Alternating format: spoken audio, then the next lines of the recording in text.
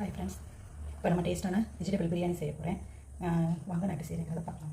நெய், எண்ணெய், புதினா, பெரிய வெங்காயம், இஞ்சி பூண்டு பேஸ்ட்டு, ஒரு தக்காளி கட் பண்ணி வச்சுருக்கேன், அதை சேர்த்துக்கலாம்.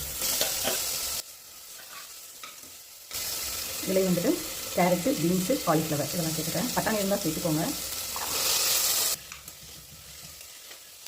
பிரியாணி மசாலா, கொஞ்சம் மசால் பொடி, கொஞ்சம் கரம் மசாலா, இது மூணும் நான் சேர்த்துக்கிறேன். எனக்கு தேவையான உப்பு, இதே ஒரு கப்பு தயிர், சீரக சம்பா ரைஸ் எடுத்துருக்கேன். இது வந்து ஒரு அரை மணி நேரத்துக்கு முன்னாடியே வந்துட்டு ஊற வச்சுட்டு நல்லா கழுவி வச்சுருக்கேன், அதை சேர்த்துட்டேன். நான் ஒரு கப்பு எடுத்திருக்கேன் அரிசி. ஸோ ஒரு 2 டம்ளர் தண்ணி சேர்த்துக்கிறேன். இது மேலே இன்னும் கொஞ்சம் நெய் சேர்த்துக்கலாம். குக்கர் மூடி போட்டுக்கலாம்.